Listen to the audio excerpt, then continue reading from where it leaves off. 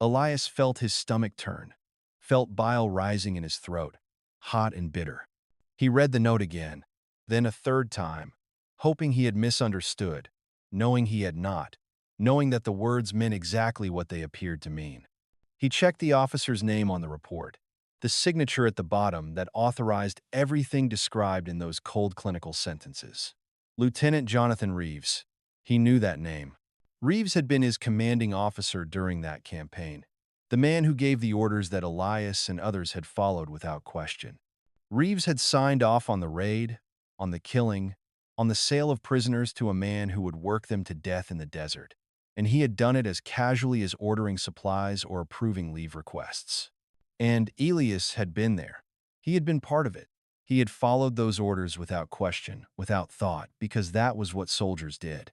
He had helped create the circumstances that led to Nayan being chained to a post in a ranch in the middle of the desert, had helped destroy her family and her village and everything she had ever known. He closed the file and sat back in his chair, his hands shaking so badly he had to grip the edge of the desk to keep them still. He had known the raids were brutal. He had known people were taken prisoner. He had seen them marched away in chains, had watched them disappear into wagons heading west, had told himself that they would be taken to reservations or held until peace treaties could be negotiated. He had been willfully blind, choosing not to see what was obvious because seeing it would have required him to do something about it, would have required him to question the orders and the system and his own complicity. But now he could not unsee it. Now he knew that the military, the institution he served and believed in, was complicit in the slave trade. Now he knew that the girl in the iron cuffs, Nayen, daughter of Running Deer and Morning Star, was one of those prisoners sold like cattle. She had been taken because of orders that he had helped carry out, had been condemned to 3 years of suffering because he had been too cowardly to question authority. The weight of that knowledge was crushing, a physical pressure on his chest that made it hard to breathe, made him want to vomit or scream or do something violent to break the feeling of helplessness. But it also clarified something, brought into sharp focus what he needed to do. He was not just trying to help a stranger out of pity or guilt. He was trying to atone for his own sins, to balance the scales in some small way, to prove to himself that he was capable of doing the right thing even when it cost him everything. And if he failed, if he walked away now, then he would carry this weight for the rest of his life, and it would destroy him more surely than any bullet or blade. He stood up, left the records office without returning the file, and walked through the outpost in a daze, his mind already planning. He had 3 days before his next patrol was scheduled. 3 days to find allies, to gather resources, to prepare for what needed to be done. It was not enough time, but it would have to be enough because Nayan had told him not to take too long, had told him that people were dying every day, and he would not let her wait while he prepared the perfect plan. Over the next 2 days, Elias moved quietly through the network of people who existed on the margins of the law. People he had met over the years in his work as a soldier and lawman, people who operated in the gray spaces between legal and illegal, moral and immoral. He found Marcus first, a former soldier who had deserted after witnessing a massacre of Apache women and children, an event that had broken something fundamental in him and made it impossible for him to continue following orders. Marcus lived in the hills now, helping runaway slaves find their way north through routes that existed only in whispered rumors and coded messages, part of an underground railroad that few knew about and fewer acknowledged. Marcus was a tall man with skin the color of polished mahogany, and a bullet scar on his left shoulder from when slave catchers had tried to stop him from helping a family escape. When Elias found him at a prearranged meeting spot and explained what he needed, Marcus listened without interrupting, his face showing nothing, until Elias finished speaking.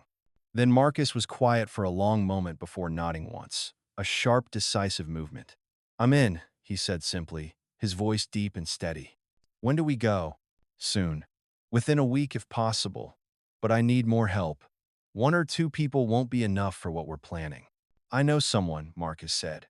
"Woman named Rosa. Runs a safe house on the border. Has connections with everyone in the network. If anyone can help us get weapons and supplies and people to help, it's her. I'll take you to her." They rode together through country that seemed empty but was actually full of hidden watchers, people who protected the routes and the safe houses, and who challenged them twice before Marcus gave passwords that allowed them to pass. The safe house was a small adobe building that looked abandoned from the outside, walls crumbling and windows dark. But inside it was clean and organized, a place of temporary refuge for people fleeing north. Rosa was maybe 40 years old, with gray streaking her black hair and eyes that had seen too much suffering but had not yet given up on the possibility of justice. She had scars on her hands from burns, from a fire set by slave catchers who had tried to destroy her safe house 5 years ago, a fire she had survived by hiding in a well while her neighbors fought to save the building. When Marcus introduced Elias and explained what they wanted to do, she poured them coffee and studied Elias for a long time before speaking, her eyes searching his face for something he could not name. "You understand that if you do this, there is no going back," she said finally, her voice quiet but intense. "The law will not forgive you. The army will not forgive you. You will be a deserter, a criminal, a traitor in their eyes. You will spend the rest of your life running, hiding, always looking over your shoulder. And if they catch you, they will hang you without hesitation. Are you truly willing to accept that?" "I am," Elias said, and he meant it, felt the truth of it settle into his bones. "Why? Why risk everything for people you don't know?" He told her about Nayan, about the ranch, about the records he had found. He told her about the guilt he carried from the raids 5 years ago, about the faces he could not forget. He told her the truth, or as much of it as he understood, and when he finished, she was quiet again, thinking. Finally, she said, "I will help. But we must be smart. We must be careful. We must be willing to do whatever is necessary, no matter how difficult. This is not about rescue.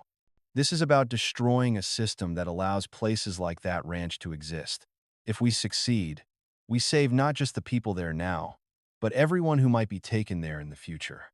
If we fail, we die, and things get worse for everyone. So we cannot afford to fail." Over the next 3 days, they planned. Rosa used her connections to acquire weapons, a motley collection of old rifles and pistols and knives that had been stolen or bought from corrupt officials. Nothing impressive, but enough to arm a small group. Marcus began identifying other people who might be willing to help, former slaves and abolitionists, an outcast who had nothing left to lose, and everything to gain from striking a blow against the slave trade. And Elias drew maps and diagrams, using his military training to develop a plan that had at least some chance of success. The plan they developed was necessarily simple, because complicated plans fell apart too easily when they met reality. They would approach the ranch at midnight when the guards would be tired and less alert. They would split into two groups. One group would create a diversion at the front gate, drawing the guards away from the workers' quarters. The other group would infiltrate from the back, cut through the fence, reach the prisoners, and break their chains. At a prearranged signal, the prisoners would rise up simultaneously, overwhelming any remaining guards from inside, while the attack came from outside. In the chaos, they would free everyone they could, set fire to the buildings to prevent pursuit and destroy the infrastructure, and scatter into the desert in pre-planned directions to rendezvous points where Rosa's network would be waiting with supplies and guides. It was not a perfect plan. There were 1,000 things that could go wrong, 1,000 variables they could not control. But it was the best they could do with limited resources and limited time. And every day they waited was another day someone might die at the ranch. Another day Nayan and the others suffered in chains. But there was one critical piece missing. They needed someone on the inside, someone who could prepare the prisoners, who could coordinate the uprising, who could make sure that when the moment came, people would be ready to act rather than frozen by fear or confusion. And there was only one person who could do that. "Nayan needs to know what's coming," Elias said during one of their planning sessions. "She needs to be able to prepare the others, to identify who can be trusted, to make sure they're ready when we arrive." "How do you propose we get a message to her?" Rosa asked. "We can't just walk up to the ranch and ask to speak with prisoner number 17. Marcus had been quiet during this exchange, but now he spoke up. "Someone needs to go back in, needs to get captured deliberately, carry the message, organize from inside. It's the only way this works." They all knew he was right, but no one wanted to say what came next. Finally, Elias said, "It should be me. I know Nayan. She trusts me, and I'm the one who made the promise to come back. No, Rosa said firmly. You're too recognizable. The foreman saw you, knows your military law. If you show up again, even disguised, he'll know something is wrong. It needs to be someone they won't see as a threat. They debated for hours, exploring options, rejecting ideas, until finally Rosa said, I'll go. I'm Mexican, middle-aged, look worn down by life. I can play the part of someone looking for work, someone desperate enough to accept whatever terms they offer. They won't see me as dangerous because they don't see women like me as people. That blindness is our advantage. Elias wanted to argue, wanted to refuse to put anyone else at risk, but he could see the logic in her plan. It's too dangerous. If they suspect anything, if they suspect anything, I'll be beaten or killed, Rosa interrupted. I know the risks. I've lived with risks like this for years. This is what I do. This is who I am. Let me do my part. In the end, they agreed. Rosa would approach the ranch pretending to be a desperate widow looking for any kind of work. Once inside, she would make contact with Nayan, deliver the message about the planned attack, and help organize the prisoners. She would use a piece of red cloth tied to a specific fence post as a signal that she had succeeded and the prisoners were ready. When Elias and Marcus saw that signal, they would know it was time to act. 3 nights later, under a sky heavy with stars, they put the plan into motion. Rosa approached the ranch at dawn, walking slowly like someone exhausted, carrying nothing but a small bundle that contained the red cloth and a hidden knife. She knocked on the gate and asked for work, speaking in broken English, playing the part of someone defeated by life. The guards laughed at her, but eventually someone came from the main house to evaluate whether she might be useful. After some negotiation and humiliation, they let her in, assigned her to kitchen work, and chained her wrist with a lighter cuff than the field workers wore, marking her as slightly more trusted but still property. For 4 days, Elias and Marcus waited in the hills, not knowing if Rosa had succeeded or been discovered, not knowing if she was alive or dead. Those were the longest days of Elias's life, worse than any battle or patrol or mission he had ever undertaken because he could do nothing but wait and watch and hope. At night, he lay awake imagining every possible disaster, seeing Rosa tortured or executed, seeing Nayan punished for conspiracy, seeing the plan fall apart before it began. On the 5th day, Marcus returned from a scouting mission with news. The signal is up. I saw it through the spyglass. Red cloth on the east fence post, exactly where Rosa said she would put it. Elias felt something release in his chest, tension he had been holding for days. She's in. They're ready. When do we go? Tonight. New moon. Darkest night of the month, just like we planned. Gather everyone. It's time. They spent the day in final preparations, checking weapons, reviewing the plan one more time, saying goodbye to the people they might never see again. Marcus had found 6 others willing to help, men and women who had their own reasons for hating the slave trade, their own scores to settle, their own hopes for a better world. It was not a large force. There were only 9 of them total against a ranch with perhaps 20 armed guards and another dozen workers who might or might not fight to defend their employers. The odds were terrible. The risks were enormous. But they were out of time and out of options. And sometimes you had to act even when success seemed impossible because the alternative was to do nothing and let the suffering continue. As the sun set and darkness fell, they gathered one last time. Marcus led them in a prayer, though Elias was not sure who they were praying to or if anyone was listening. Then they armed themselves and moved out, ghosts in the darkness, heading toward the ranch and whatever fate awaited them there. They reached the perimeter just after midnight. The ranch was quiet, only a few lights burning in the main house and the guard tower.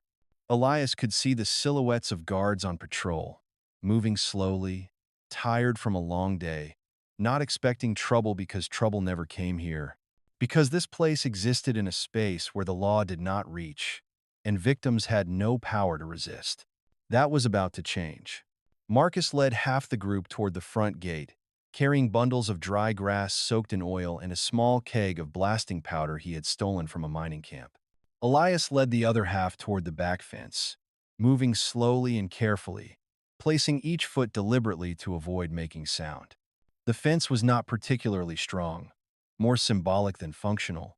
Because the chains were the real barrier, the chains and the fear and the knowledge that escape meant being hunted through a desert that killed as efficiently as any bullet. They were 50 feet from the fence when the explosion came. Marcus had decided that bigger was better, that the diversion needed to be dramatic enough to pull every guard away from their posts. The blast shook the ground like an earthquake, sending a fireball into the sky that lit up the night like false dawn, brilliant and terrible. The front gate disintegrated in a shower of splinters and flame, and immediately alarms began ringing throughout the compound, bells and shouts and the sound of men running. Now, Elias shouted, abandoning stealth for speed. They hit the fence with bolt cutters and wire snips, tearing through the barrier in seconds. Behind them, gunfire erupted at the front gate, the sound of Marcus and his team engaging the guards who were rushing toward the explosion. Ahead, the workers' quarters were already in motion. The doors burst open and people poured out, chains rattling, moving with purpose rather than panic. Rosa had done her work well. And there, in the center of the chaos, illuminated by the growing flames, was Nyan. She had somehow gotten hold of a piece of broken metal, maybe from an old tool or a discarded hinge, and she was using it to pry at the lock on her cuffs, working with fierce concentration. As Elias ran toward her, she succeeded, and the cuffs fell away from her wrists, leaving behind raw bleeding wounds that she ignored completely. She looked up, saw him, and smiled. It was a fierce smile, savage and triumphant, the smile of someone who had been told she was powerless and was proving that lie wrong.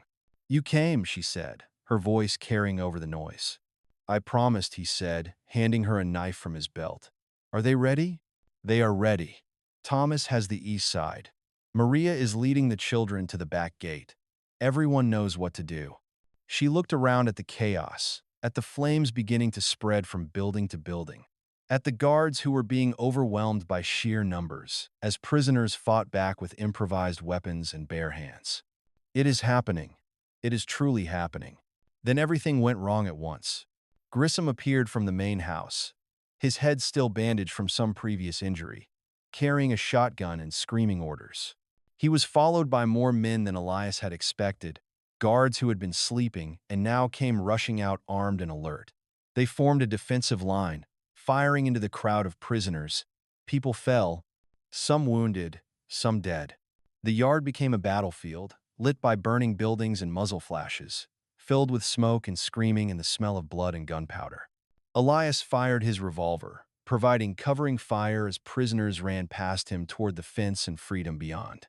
He saw Rosa pulling the old man Thomas through the gap in the wire, the old man limping badly but moving faster than seemed possible. He saw Maria being carried by a woman, whose face was streaming with blood from a head wound but who refused to put the child down. He saw Marcus, bloodied but unbowed, fighting hand to hand with a guard twice his size, grappling in the dirt like animals. And he saw Grissom turning his weapon toward Nayan, recognizing her as the leader, the symbol, understanding that if he could kill her, he could break the spirit of the uprising. Elias ran, ignoring the pain in his legs, ignoring the bullets cutting through the air around him, crossing the yard in seconds that felt like hours. He tackled Nayan just as Grissom fired, and the shotgun blast tore through the air where she had been standing a heartbeat before, pellets striking the wall behind them and sending up splinters of wood. They rolled together into the dirt, a tangle of limbs, and when Elias looked up, Grissom was standing over them, reloading with practiced efficiency. "You just don't learn, do you, soldier boy?" Grissom said, snapping the shotgun closed with a sound like breaking bones. "Should have stayed away, should have minded your own business. Now you're going to die here for nothing, and all these animals are going back in chains." Before he could fire, the main house exploded behind him. Someone had found the lamp oil stores and set them ablaze, and the resulting explosion was massive, loud enough to be heard for miles, bright enough to turn night into day. The roof lifted off in one piece and then disintegrated, sending flaming debris in all directions. Grissom was thrown forward by the blast, the shotgun flying from his hands, his body slamming into the ground hard enough to drive the breath from his lungs. Nyan scrambled to her feet and picked up a burning piece of wood from the debris scattered around them. She stood over Grissom, who was trying to rise, coughing and disoriented. She held the burning wood like a weapon, and for a moment Elias thought she would kill him, thought she would cave in his skull or set him on fire, and he would not have stopped her because the man deserved worse than death for what he had done. But instead, she threw the burning wood onto the dry grass beside Grissom and said in a voice that carried over the chaos, "Burn with what you built. Let the flames take you like they took everything from us." Then she took Elias's hand, and they ran, joining the stream of prisoners flowing through the fence and into the desert beyond. Behind them, the ranch burned, flames consuming everything, turning years of suffering into smoke and ash that rose into the night sky like the souls of the dead finally released. They did not stop running until dawn began to lighten the eastern sky. By then, the ranch was far behind them, marked only by a column of smoke rising straight up in the still air. They collapsed in a dry wash where Marcus had said they should gather, maybe 40 or 50 of them, exhausted and wounded but alive and free. Elias did a rough count, trying to account for everyone. They had lost people. He had seen at least 8 fall in the fighting, maybe more. The old man Thomas had made it out but had died an hour later from a bullet wound he had hidden, spending his last moments free rather than burdened others with trying to save him. 3 of the people Marcus had brought to help had not made it out either, their bodies lying somewhere in the ruins of the ranch. But they had freed dozens. They had emptied the workers' quarters, destroyed the infrastructure that made the ranch possible, killed or scattered the guards who had enforced the brutal regime. It was not a complete victory, but it was victory nonetheless, purchased with blood and fire and the courage of people who had decided that even a slim chance at freedom was worth dying for. Rosa appeared from her scouting position on the ridge, moving slowly because she had taken a bullet in the leg during the escape. Marcus helped her down, and she sat heavily, her face gray with pain but her eyes still sharp. "No pursuit yet," she reported. "They're too disorganized. The guards who survived are scattered, and without Grissom to give orders they don't know what to do. But it will come eventually. The authorities will investigate. We need to scatter, move to the rendezvous points, get these people into the network before someone organizes a manhunt." Over the next hour, as the sun rose higher and the heat began to build, they divided into small groups. Each group would head in a different direction toward different safe houses and meeting points that Rosa's network had established over years. The groups would be harder to track, harder to catch, each person's safety no longer dependent on everyone else staying free. Elias found himself in a group with Nayan, Marcus, Rosa, and a handful of others, heading north toward territory, where Rosa had contacts who could provide papers and passage to places where slavery had been outlawed, and former slaves could build new lives. As they walked, the adrenaline fading and exhaustion setting in, making every step feel like climbing a mountain. Nayan fell into step beside him. "Thank you," she said quietly. The first time she had said those words. The first time she had allowed herself to acknowledge what he had done. "You don't need to thank me. You did the hard part. You organized the uprising from inside. You kept hope alive when everyone else had given up. You saved yourself and helped save everyone else. I just provided the opportunity." She shook her head. "We saved each other. You gave me a reason to hope when I had forgotten hope was possible. You showed me that the chains could be broken, that the people who seemed invincible could bleed. Without you, I would still be sitting in that pen telling myself that survival was enough, that enduring was victory. And without you, I would still be following orders and telling myself that someone else's suffering was not my problem. You taught me what courage really looks like. You taught me that doing what's right is more important than doing what's legal." They walked in silence for a while, too tired for more words. Around them, the desert stretched endless and harsh, offering no comfort or easy shelter, but also offering space and possibility, room to disappear and start over. The heat built as the day progressed, and they had to stop frequently to rest and drink from the limited water they carried. That night, they made camp in a cave that Rosa knew about, hidden deep enough that firelight would not be visible from outside. They tended to the wounded using supplies Rosa had cached there during previous trips. Marcus's shoulder wound had reopened during the fighting, and he was feverish and weak. Rosa's leg was infected despite her best efforts to clean it. Several others had injuries that needed attention. Elias had taken a graze across his ribs during the fighting, a bullet that had cut a shallow furrow in his skin but had not penetrated deeply. Nayen insisted on cleaning and bandaging it, working with gentle hands despite her own exhaustion. "You were willing to die for us," she said as she worked. "Why?" He thought about that question, searching for an answer that was true. "Because I've spent the last 5 years carrying the weight of what I did to your people. Because I needed to prove to myself that I was capable of choosing right over easy. Because looking into your eyes and doing nothing would have destroyed me more surely than any bullet. And because once I saw you, truly saw you as a person rather than a problem I could ignore, I couldn't unsee that. You became real to me. And once someone is real, you can't just walk away." She finished the bandage and sat back, looking at him with an expression he could not read. "What will you do now? You are a deserter, a wanted man. You can never go back to your old life." "I know. And I don't want to go back. That life was built on lies and willful blindness.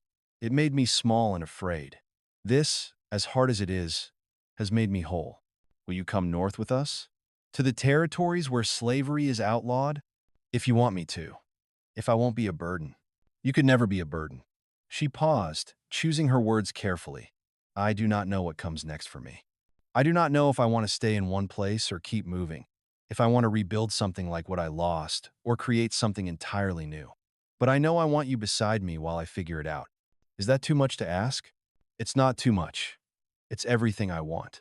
They sat together in the firelight, two people who had been broken in different ways and who had helped each other begin to heal, watching the flames cast dancing shadows on the cave walls.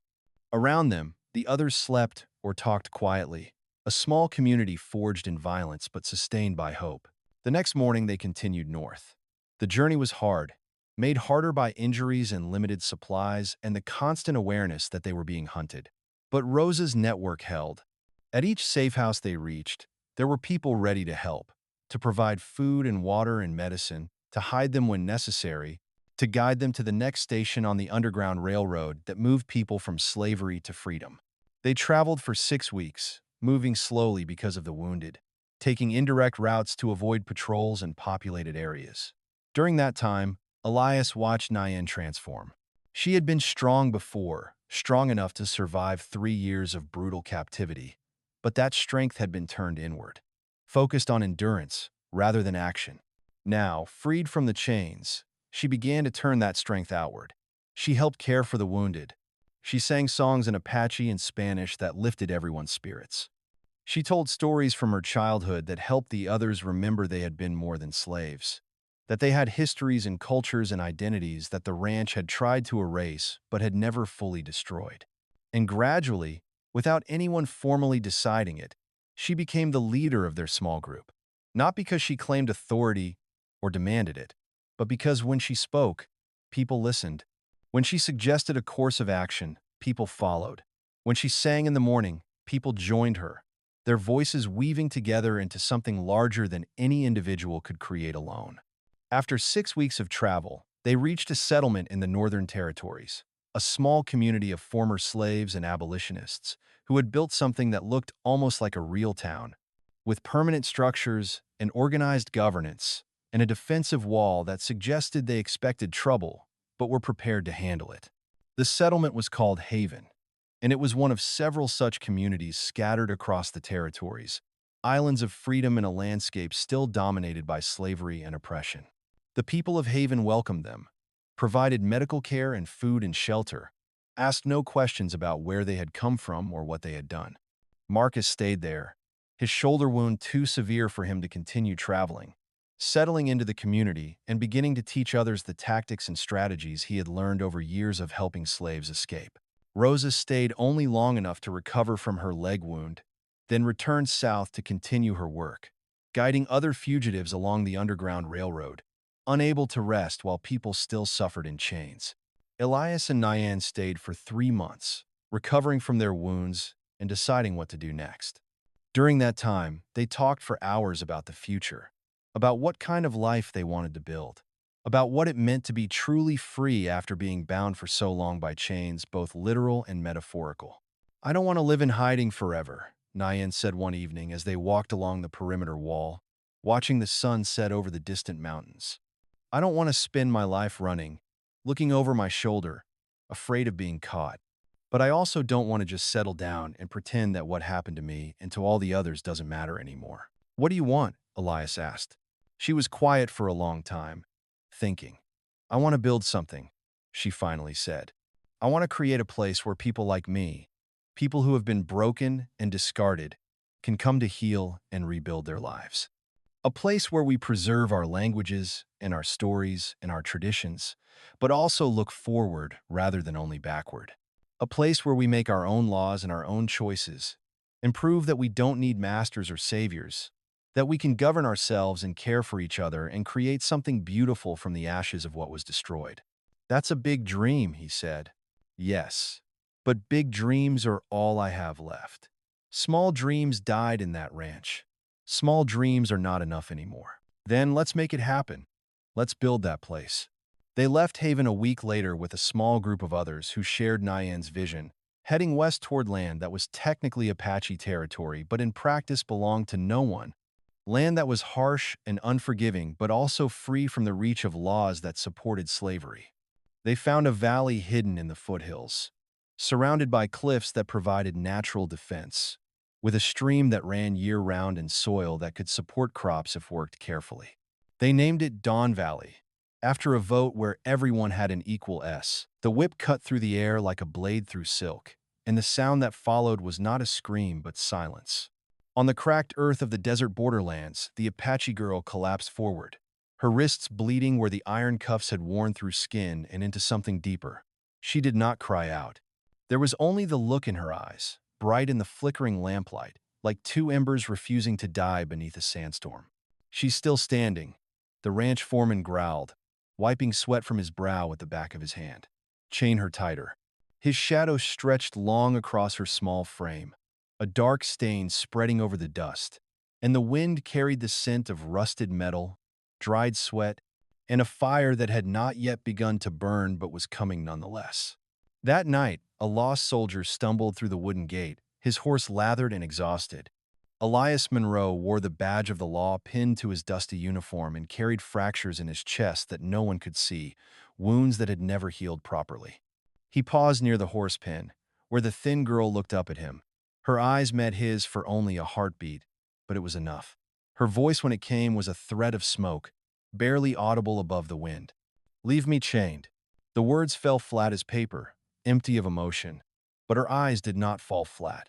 They trembled, as if trying to scream the opposite, as if every fiber of her being was crying out, "Please, save me." In that moment, two fates became bound by an invisible chain stronger than the iron that held her. She was held by steel forged in furnaces and locked with keys she would never touch. He was held by conscience, by the weight of every choice he had ever made and every choice he had failed to make. From this night forward, every step Elias took would drag the clinking of iron behind him, and every breath she drew would add fuel to the fire growing in his chest, a fire that would either consume him or forge him into something new. When the desert burned, one of them would have to break the shackles, and the other would have to break the fear inside, the terror of hope that had kept them both prisoners. The question was no longer who was right by law, but who was still human beneath the uniforms and the chains. And dawn, if it came at all, would answer with the sound of breaking iron and the song of freedom sung in a voice that had been silent for far too long. The desert did not forgive. It took what it wanted, and left only bones bleaching white under the merciless Sunday. The ranch sat like a festering wound in the sand, a sprawling compound of cracked adobe walls and rotting timber, where the sun baked everything into submission by noon and the cold at night cut through skin like broken glass. The people here were not employees. They were not hired hands working for wages and the promise of a better tomorrow. They were property, bought and sold like cattle, their worth measured in the strength of their backs and the silence of their voices. Most had been taken during raids on their villages, or sold by traders who did not ask questions and did not want answers. Men who counted coins and never looked their merchandise in the eye. The Apache, the Navajo, the Mexican poor who had fled starvation only to find something worse, men and women and children whose names had been stripped away and replaced with numbers scratched into leather collars that left permanent scars on their throats. They were ghosts moving through a hell that pretended to be legal. that hid behind bills of sale and contracts written in languages they could not read. Nayan had been number 17 for 3 years, though she remembered a time when she had been called by her true name, when her mother had sung to her in the old language, and her father had taught her to read the stars. But those memories felt like someone else's life now, like a story she had heard once and half forgotten. She moved through the ranch like a ghost, silent and small, her body lean from labor and hunger, her muscles hard as rope beneath skin that had been burned dark by years under the sunday. Her black hair hung in a single braid down her back, tangled with dust and bits of straw, and her hands were scarred from hauling water in buckets that cut into her palms, scrubbing floors until her knuckles bled, and digging graves for those who did not survive the summer heat or the foreman's temper, or simply the slow grinding erosion of hope. She had learned not to speak unless spoken to. She had learned not to look up, not to meet anyone's eyes, not to show anything on her face that might be mistaken for defiance or spirit or humanity. She had learned to make herself invisible, to become a thing rather than a person, because things were not beaten as often as people who still remembered they were human. But she had not learned to stop feeling. That was the curse she carried. No matter how hard she tried to hollow herself out, to become empty and numb, the feelings remained, sharp and jagged inside her chest like broken glass she could not cough up. Every morning before dawn, she woke to the sound of the iron bell clanging across the yard, a harsh metallic scream that jerked everyone from whatever shallow sleep they had managed to find. The workers were herded out of the low sheds where they slept on dirt floors covered with moldy straw, their wrists still bound in the cuffs they wore day and night. Iron that had become part of their bodies, extensions of bone that they no longer noticed, until they tried to move freely and felt the pull. Breakfast was a tin cup of thin gruel, more water than grain, and a piece of stale bread hard enough to break teeth. Then the workday began, a brutal march through hours that stretched like years. Hauling stones from the quarry, digging ditches for irrigation that would feed crops they would never taste, feeding livestock that ate better than they did, scrubbing blood from the butcher's block, blood that was never fully cleaned, that stained the wood dark and drew flies even in winter. The foreman, a thick man named Grissom with a neck like a bull and eyes that showed nothing but a cold calculation of profit and loss, walked among them with a coiled whip in one hand and a pistol on his hip. He did not need to use either often. Fear was enough. Fear and exhaustion, and the certain knowledge that resistance meant death or worse, meant being sold somewhere even darker, somewhere the sun never reached. Nayan worked in silence, but she watched. She had learned to watch everything, to notice the smallest details, because knowledge was the only weapon she had left. She saw the old man with the limp who could no longer carry his share of the load, whose back had been broken by years of labor and who would soon be discarded like a worn-out tool. She saw the young girl, barely 10 years old, whose small fingers bled from scrubbing laundry in lye water that ate through skin. She saw the mother who had not spoken since her child was sold away 6 months ago, who moved through the days like a sleepwalker, her eyes seeing nothing, her lips moving in silent prayers to gods who did not answer. And when Grissom was not looking, when the guards were lazy in the afternoon heat, Nayan helped them. She carried extra weight, loading her own thin shoulders with burdens that would have crushed her if she let herself think about it. She finished their tasks when they could not, working through meals she did not receive anyway. She whispered small comforts in Apache, Spanish, or broken English, whatever language they understood, whatever words might kindle the smallest spark of warmth in the cold. "You will survive this," she told them in voices too quiet for the guards to hear. "You are stronger than they know, stronger than you know. Do not let them take that." But at night, alone in the corner of the shed where she was chained to a post driven deep into the ground, Nayan did not feel strong. She felt hollow. She felt like a vessel that had been emptied and refilled with dust and sand, like something that had once held water and life, but now held nothing at all.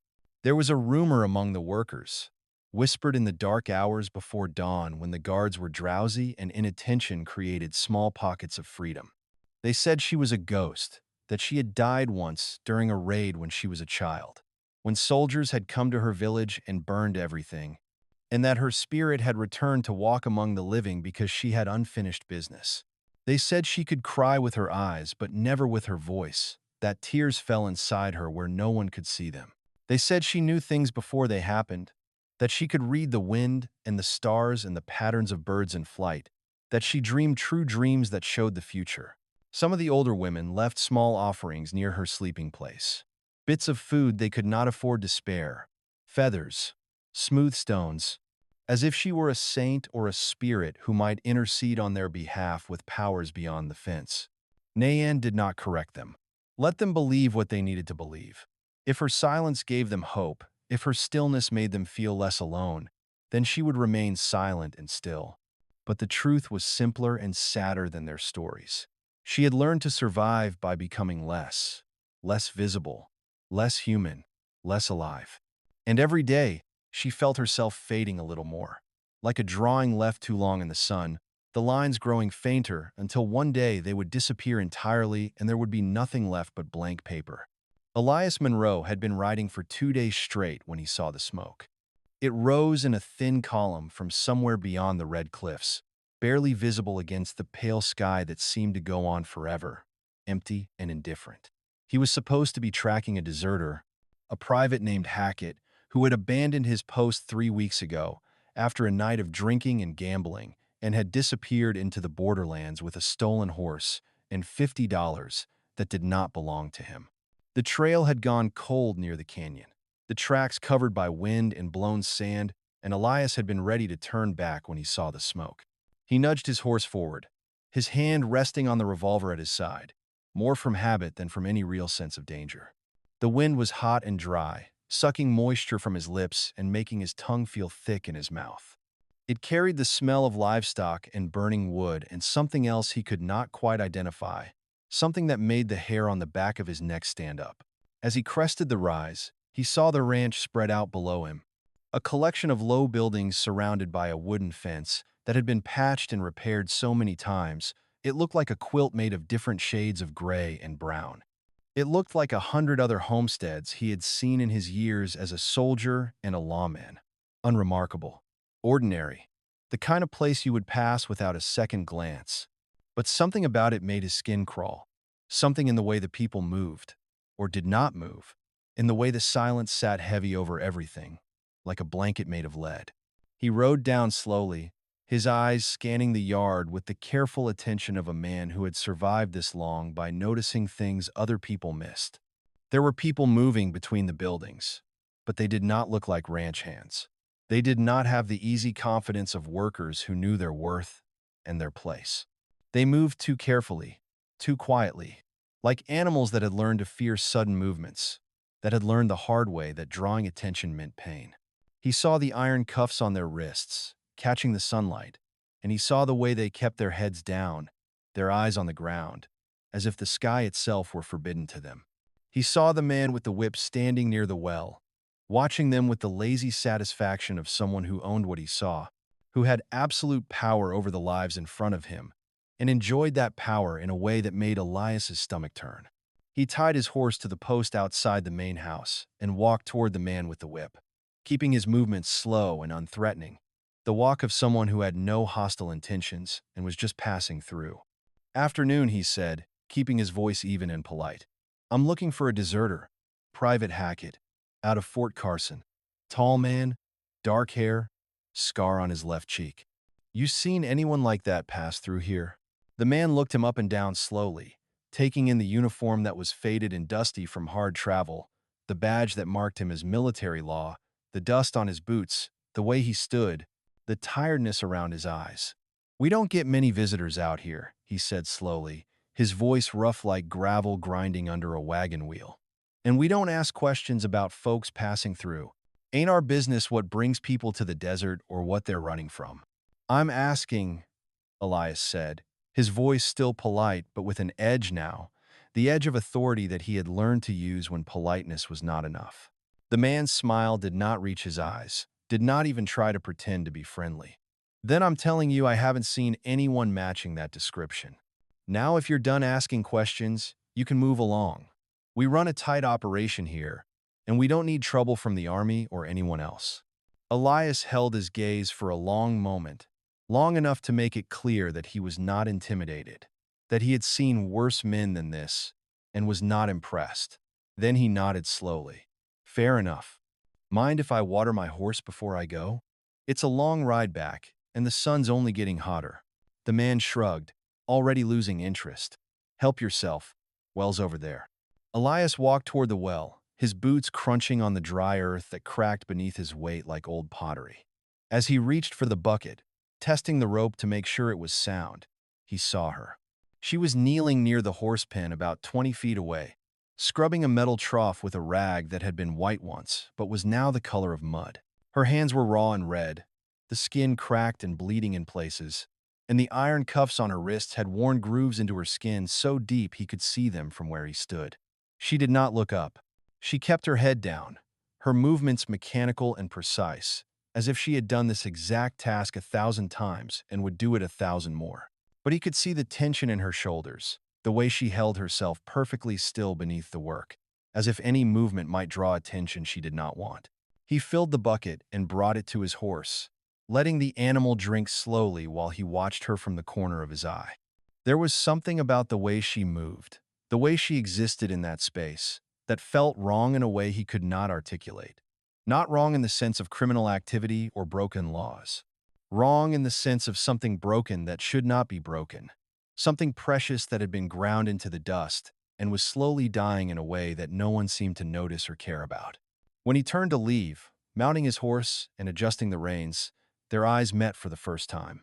It lasted only a second, maybe less, a brief connection that should not have meant anything. But in that second, he saw something he would not be able to forget no matter how far he rode or how hard he tried. He saw exhaustion so deep it had become part of her bones. He saw fear that had been lived with so long it had become normal, just another fact of existence like hunger or thirst. And beneath all of that, buried so deep it was almost invisible, almost drowned in the weight of everything else, he saw a question forming in her eyes. A question she was too afraid to ask aloud, but could not stop herself from asking silently. Are you going to help me? Or are you just another person who will look and then look away? He looked away. He climbed onto his horse, feeling the animal shift beneath him. He rode out through the gate without looking back, the dust rising behind him in a cloud that settled slowly back to earth. But the question followed him into the desert, riding behind him like a second shadow, and it would not let him go no matter how fast he rode or how determinedly he tried to think about other things. That night, Elias made camp in a dry wash a few miles from the ranch, far enough away to be safe from any trouble but close enough that he could see the distant glow of their lamps when full darkness fell. He built a small fire in a depression in the rocks, where the light would not be visible from far away, and boiled coffee in a battered tin pot.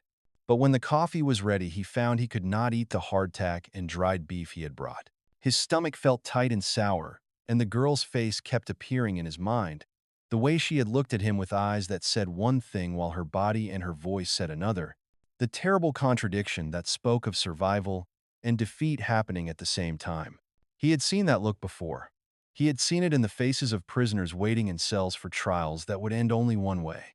In the faces of men standing on gallows with nooses around their necks, who had accepted death but still could not stop hoping for a last-minute reprieve.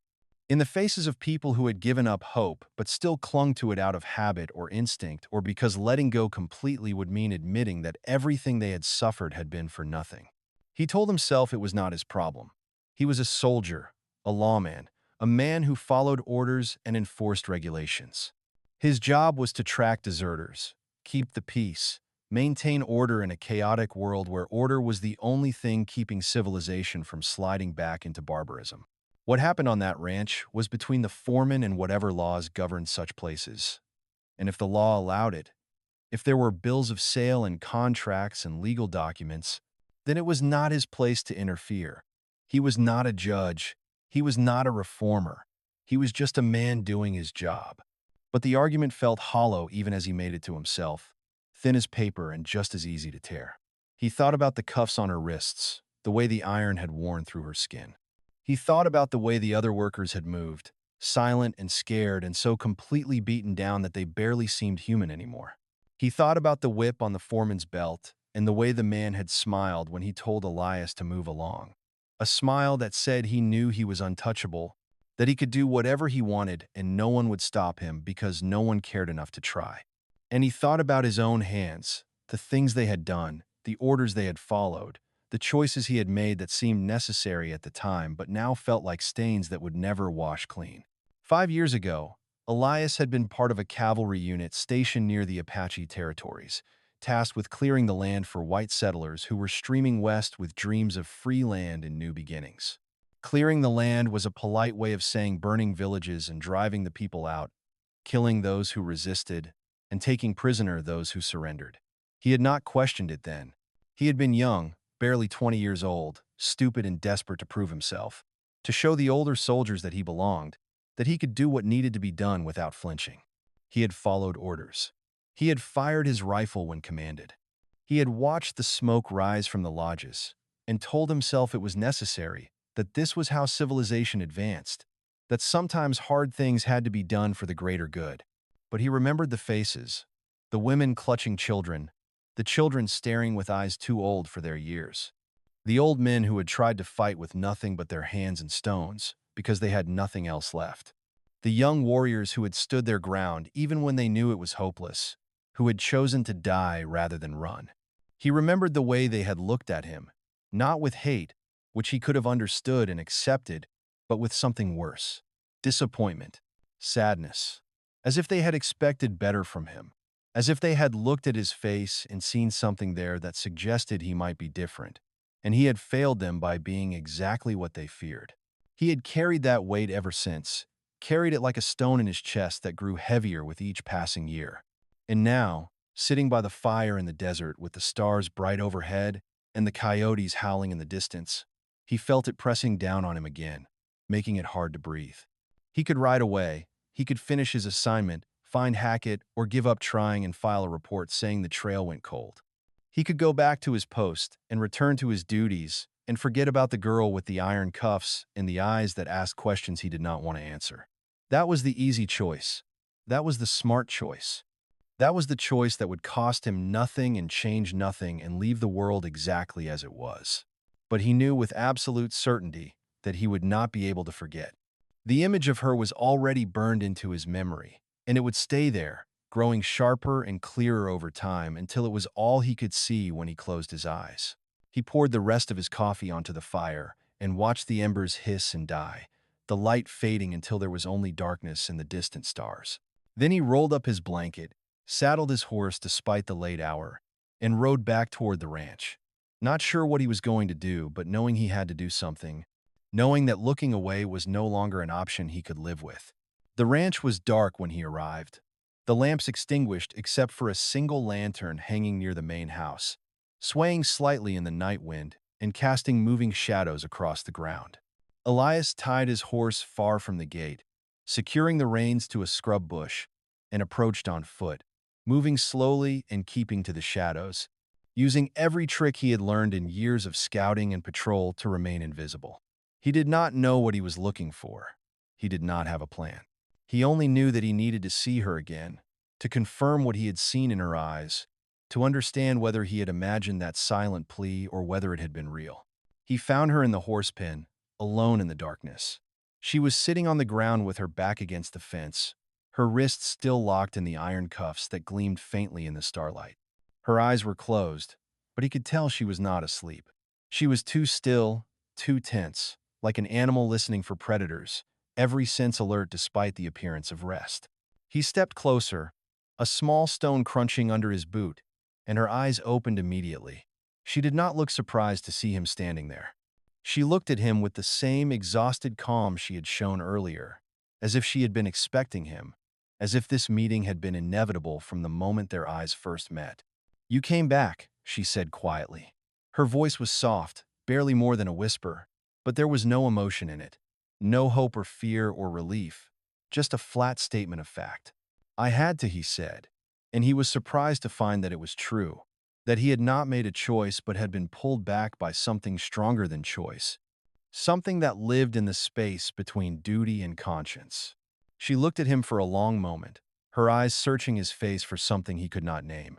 Then she said, her voice still flat and emotionless, "Leave me chained." The words hit him like a physical blow. harder than he would have expected. What? Leave me chained, she repeated, her tone not changing, as if she were discussing the weather or the price of grain. If you help me, they will kill you. And they will kill me. And they will kill everyone here who tried, or who knew, or who might have helped. So, leave me chained. Forget you saw me. Ride away, and do not come back. He stared at her, trying to understand, trying to reconcile the words with what he had seen in her eyes. You don't mean that. I do. But her voice cracked slightly on the second word. Just the smallest fracture in the facade, a hairline split in armor that had been carefully constructed over years. Your eyes say something different. She looked away, her jaw clenching so hard he could see the muscles working beneath her skin. My eyes lie. Eyes always lie. Words are what matter, and my words are telling you to leave. But he saw the tremor in her jaw, the way her hands inside the cuffs had clenched into fists, so tight her knuckles were white even in the darkness. The way she held herself together through sheer force of will, like a dam about to break, like a wall with too many cracks that was only standing through momentum and stubbornness. And he understood with sudden clarity. She was not telling him to leave because she wanted to stay. She was telling him to leave because she was afraid. Afraid of hope, because hope was the cruelest thing of all, when it was followed by failure and punishment. Afraid of what would happen if he tried and failed, because failure would mean punishment not just for her but for everyone, and she would have to live with the knowledge that she had caused their suffering. Afraid of wanting rescue, because wanting it meant admitting how desperately she needed it, meant acknowledging how completely she had been broken, and that acknowledgement felt like a final defeat. I'm not going to leave you here, he said, his voice quiet but firm, the voice of a man who had made a decision and would not be moved from it. Then you are a fool, she said, and this time there were tears in her voice, even though her eyes remained dry, as if she had forgotten how to cry with anything but her voice. A fool who will die for nothing. I am not worth dying for. No one is. That's not true. It is true. I am already dead. I died 3 years ago when they put these chains on me. What you see now is just a ghost going through motions, pretending to be alive. Ghosts cannot be saved. They can only be laid to rest. You're not a ghost, he said, moving closer despite the risk of being seen, despite the danger. You're a person. A person who's been hurt and broken but who's still alive, still fighting in the only way you know how. And I'm going to help you whether you want me to or not. Why? The word came out as barely a whisper, loaded with genuine confusion, as if the concept of someone helping her without expecting something in return was incomprehensible. Why would you risk everything for someone you don't even know? He thought about that, searching for an answer that would make sense to her, that would explain something he barely understood himself. Because 5 years ago, I was part of a cavalry unit that raided Apache villages. I followed orders without questioning them. I told myself I was just doing my job, that I was following the law, that what happened to the people we captured wasn't my responsibility. And I've carried that weight ever since, knowing that I helped destroy lives and families because it was easier than questioning authority. I can't change what I did then, but I can choose differently now. I can choose to see you as a person instead of looking away. I can choose to help instead of pretending it's not my problem. Maybe that doesn't make sense to you. Maybe it sounds like guilt or pity, but it's all I have. She was quiet for a long time, processing his words. When she spoke again, her voice was different, softer, with a quality he had not heard before. What is your name? Elias Monroe. Captain Elias Monroe, though the rank doesn't mean much anymore. I am Nyan, daughter of Running Deer and Morning Star, though those names are dead now too, buried with my family. Nyan, he repeated, testing the name, honoring it. I'll come back for you, Nyan. I don't know how yet. I don't have a plan. But I promise you I will come back, and I will find a way to get you out of here. She did not answer immediately. She looked at him with an expression he could not read, something between hope and terror and resignation. Finally, she said, if you mean that, if you truly mean to come back, then you need to understand something. You cannot just take me. You cannot just break my chains and ride away. Because if you do, they will hunt us both until we are caught or dead, and they will make examples of us. They will use our bodies to teach the others what happens when you resist. And even if we escape, the others will still be here, still suffering, still dying slowly in chains. So if you truly want to help, you have to help all of us.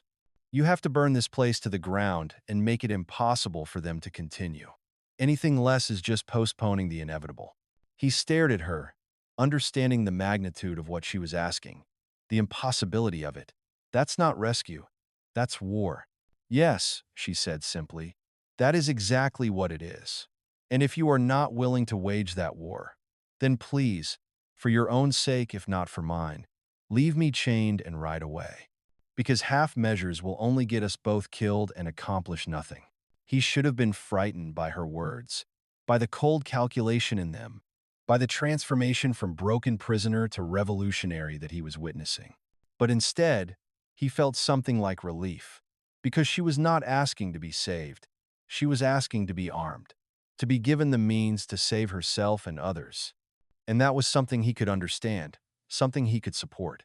I'll come back, he said again.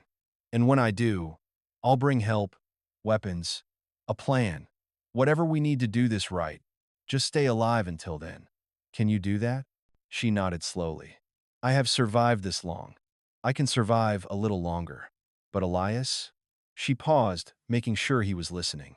Do not take too long. Every day, someone dies here. Every day, someone loses hope. If you are going to act, act soon. I will. He backed away, preparing to leave before he was discovered. One more thing. Is there anyone here I can trust? Anyone who might help from the inside? She thought for a moment. Thomas, the old man with the limp. He used to be free, had a family, before slavers took him. He still remembers what freedom feels like, and he would die for a chance to taste it again. And there is a girl, Maria, only 10 years old, but she is stronger than she looks. Her mother was sold away, and she has fire in her that this place has not yet extinguished. Tell them, the ghost sends word that dawn is coming. They will understand. The ghost? That is what they call me. The ghost who cries with her eyes. It is as good a name as any. He nodded, committing the names and the message to memory. Then he turned and melted back into the darkness, leaving her alone again in the pen. And when he was gone, when she was certain no one was watching, Nayan pressed her forehead against her knees and let herself cry silently. Her body shaking with sobs she could not voice, allowing herself for just a moment to believe that maybe, impossibly, there might be a way out of this hell. That maybe the chains that had held her for 3 years could be broken. That maybe, just maybe, she might live to see another kind of morning. Elias did not sleep that night. He rode hard until dawn broke over the eastern hills, his mind racing faster than his horse could gallop. He had made a promise, and now he had to figure out how to keep it. He could not do this alone. One man against a fortified ranch with armed guards and the backing of whatever corrupt system allowed such places to exist would be suicide, and dying would help no one. He would need help. He would need allies. He would need weapons and supplies, and a plan that had at least some chance of success. And he would need to be willing to risk everything, including his career, his freedom, and possibly his life. But first, he needed to know the truth.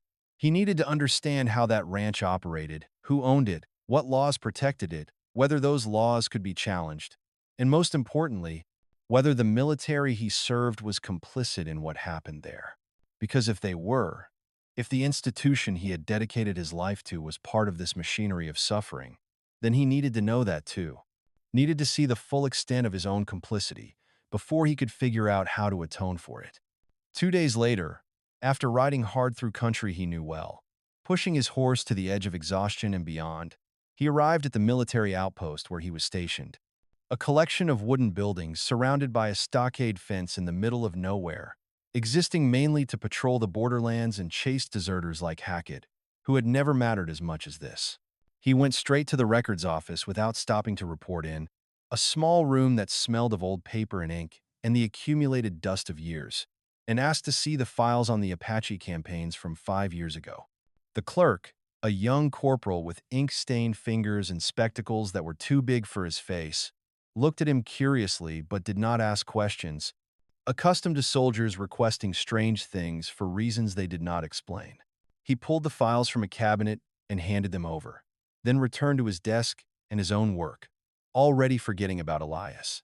Elias spent the next 3 hours reading by lamplight as the day wore on outside, his eyes scanning page after page of reports written in careful handwriting, official language that made atrocities sound like minor administrative details, the banality of evil reduced to bureaucratic prose. He read the reports of raids and skirmishes, of villages burned and crops destroyed to force starvation, of food stores poisoned and water sources fouled to drive the people out of their ancestral lands. He read the lists of casualties, numbers that represented real human beings reduced to marks on paper, lives dismissed with a stroke of a pen. He read the lists of prisoners taken, names that had been recorded and then forgotten, people who had become property. He read the names of officers who had led the campaigns, men he had served under and respected, men whose orders he had followed without question. And then he found it, buried in a routine report dated 1868, a single paragraph that made his blood run cold and his hands shake so badly he had to set the paper down and take several deep breaths before he could continue reading. It detailed a raid on a small Apache camp near the river, described in the same clinical language as all the others, stripped of emotion or humanity. 12 hostiles killed, the report said, using the military terminology that made murder sound like pest control. 5 taken prisoner. No casualties on our side, minimal ammunition expended. Successful operation, objective achieved. But there was a note at the bottom, written in faded ink that had almost disappeared with time, a note that was not part of the official report, but had been added later by someone who thought it worth recording for accounting purposes. The note read, "Prisoners sold to labor contractor J. Grissom per standing agreement. Payment received and forwarded to quartermaster. Account settled. No further action required." Elias felt his stomach turn, felt bile rising in his throat, hot and bitter. He read the note again, then a third time, hoping he had misunderstood, knowing he had not, knowing that the words meant exactly what they appeared to mean. He checked the officer's